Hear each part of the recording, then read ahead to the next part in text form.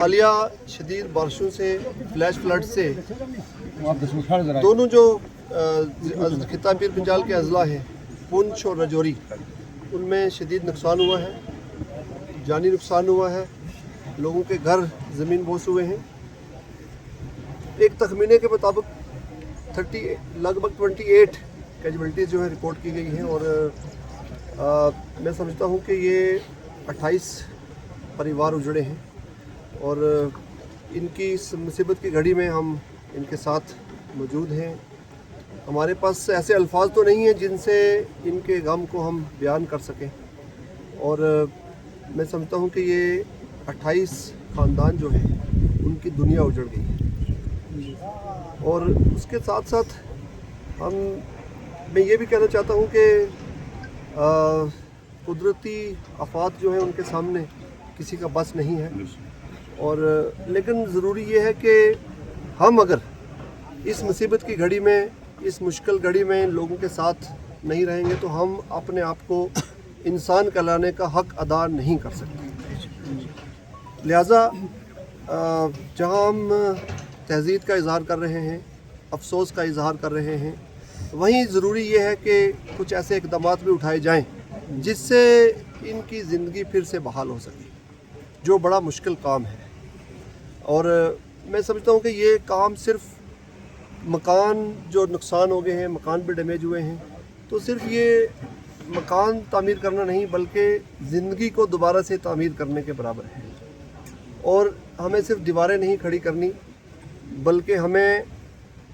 पूरी ज़िंदगी एक असर नौ तामीर करनी है। तो जहाँ तक रूरल डेवलपमेंट डिपार्टमेंट का ताल्लुक़ है तो हमारे डिपार्टमेंट की तरफ से मैं आज हमारे साथ ऑनरेबल एमएलए सुरनकोट आली जनाब अकरम चौधरी साहब मौजूद हैं और इससे पहले भी ये इस इलाके का दौरा करके गए हैं और सारे जो यहाँ के मुश्किलात हैं, जो जहाँ जहाँ इश्यूज़ हैं वो सारे इनके नोटिस में हैं और उसका हमें भी भरपूर इल्म मिल रहा है। तो अब जो रूरल डेवलपमेंट डिपार्टमेंट अपनी तरफ से मैंने आज थोड़ा यहाँ देखा है, जो डैमेज हुआ है, जो हमारे असेट्स डैमेज हुए हैं उनको एक तो रेस्टोरेशन करनी है। कहीं फुट ब्रिजेस हैं, कहीं पर कल्वर्ट्स हैं, कहीं पाथ्स हैं, उसके अलावा प्रोटेक्शन वर्क्स जो हैं उनकी काफ़ी ज़्यादा मैं देख रहा हूँ कि लोगों ने डिमांड की है। तो इन सभी चीज़ों का, इन सभी जो इश्यूज़ हैं इनका नोटिस लिया गया है और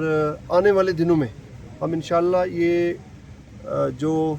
डिमांड्स है लोगों की इन्होंने रखी हैं, तो ये जो पंचायत से इसमें जो इंटीरियम एलोकेशन है उसको हम बढ़ाएंगे ताकि ये रेस्टोरेशन के काम जो हैं ये तेज़ी से लिए जाएं और इनको पाए तक मिल तक पहुंचाया जाए। होगी बात बस होगी। नहीं आप हम सब लोग मेरे समेत या मेरे सुरनकोट के साथ में हमारी करीम आई हुई है, तो हम सब लोग कमिश्नर साहब के शुक्रगुजार हैं कि इन्होंने नहायत ही